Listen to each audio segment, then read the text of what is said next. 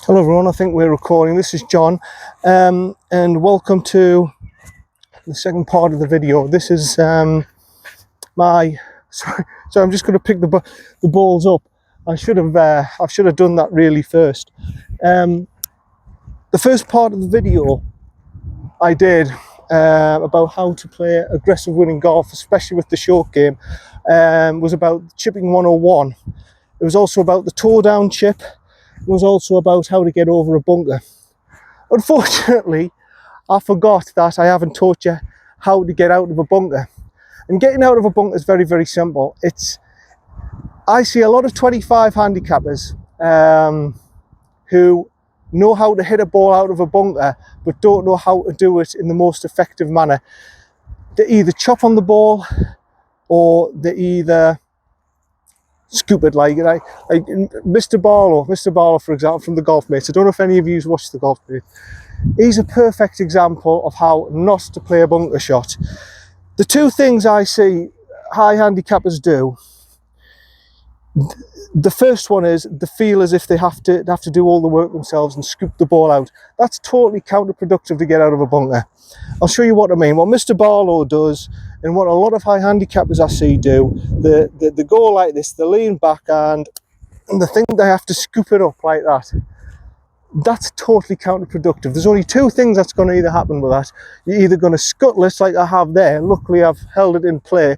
It's going to go flying past the green, or you're just going to whack it into there. That's totally counterproductive.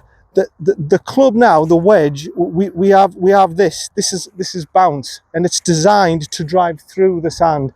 You don't need to do the work yourself. The easiest way to propel the ball out the sand is being aggressive, fast swing speed, and committing an aggressive contact.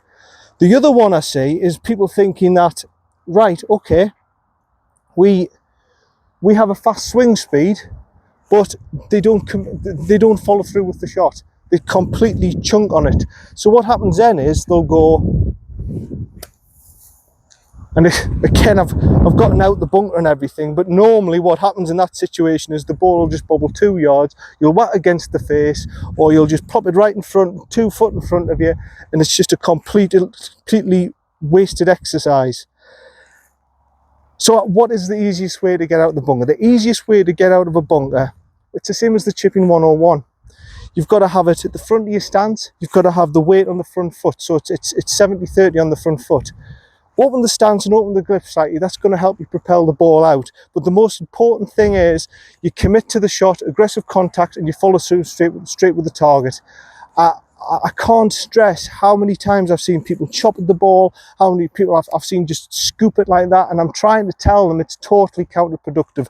The easiest way to get the ball out of the sand is basically the hinge and hold method and high hands.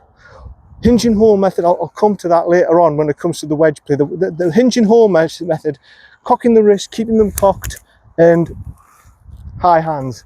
That's how you get out of a bunker.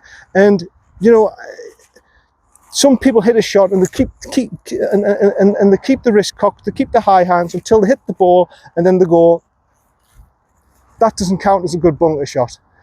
That is basically, that develops into that hand speed.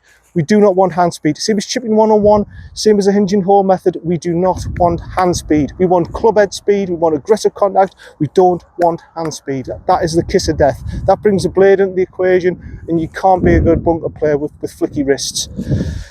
So what do I mean? What do I mean by how to play a bunker shot? Well, firstly, bunker shot, if we need height, it's very simple. We put the ball at the front of the stance again. The weight's 70-30 on the front foot. Again, the drill is getting on the front leg and doing that. And we are driving, everything is about driving this club through the sand just before the ball. We are not trying to hit the ball flush. If we hit the ball flush, that's totally counterproductive. We're just going to go flying past the green. And if we try and do a normal shot like this, it's ended up all right, but normally it comes out with a flat trajectory, it just bobbles along the green and it goes flying through. What we have to do in this situation open the grip and stance. But this time we've got to trust ourselves. We've got to trust ourselves to be aggressive. We've got to trust ourselves to have high hands, and we've just got to trust the technique. So in this case, it would be front of the stance, open the grip slightly, and then all we're doing is that. And you'll notice my finish there. You'll see my finish there. I'll turn around for you like that. That's my finish. My finish isn't like that. My finish isn't doing all this fancy stuff. Everything I'm doing, it's the same as the hinge and hold method. Hands high. Okay, we do not break the wrists. The wrist is the kiss of death. I'll show you again, very simple. It's at the front of the stance, open the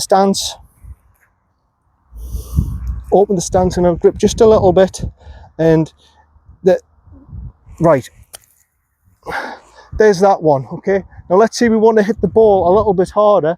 It's exactly the same technique, but only this time it's a slightly longer backswing. Same swing speed, same situation, no hand speed, club head speed. So if we want to go a little bit further, we just go like this, and the ball comes out further.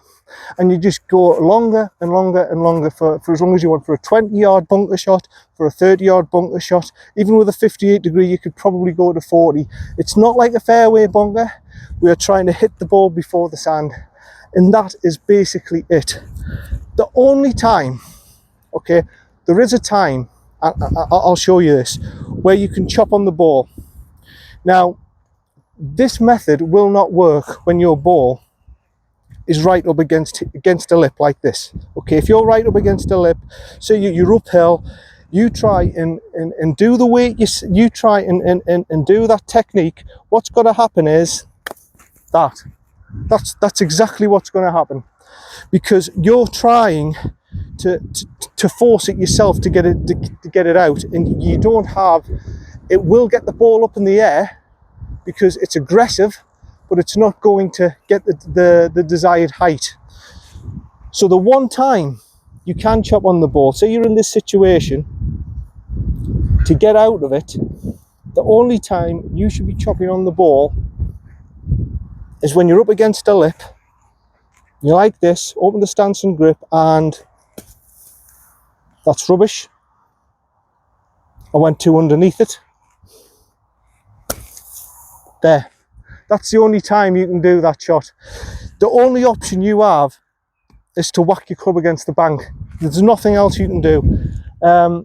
Again, I'll show you. It's very simple. You're driving. You're not forcing the height yourself. You're chopping on the ball. The only difference is you're not following through with your high hands. You're just going like that. And that's the only time you should really chop on the ball. Don't try the hinge and hold method for once here, because it's designed to get the ball a good distance as well. The only time to chop down on the ball is when you're in that situation, and that'll get you out. And that's basically bunker play. I wouldn't recommend ever putting it in the back of the stance. Always have it at the front of the stance, because it's going to help you propel the ball out. But with the hinge and hold method, you are going to propel the ball out a decent distance. It's going to be aggressive. It's going to check up and spin. But like I say, the only time you can't do that is when you're up against the bunker. And that's bunker play. Next will be the hinge and hold method, which is very, very simple. And that's everything you need to know for the short game. It's everything you need to go short game. We'll go on to the hinge and hold method now. I'll go out to the field, and I'll show you the hinge and hold method.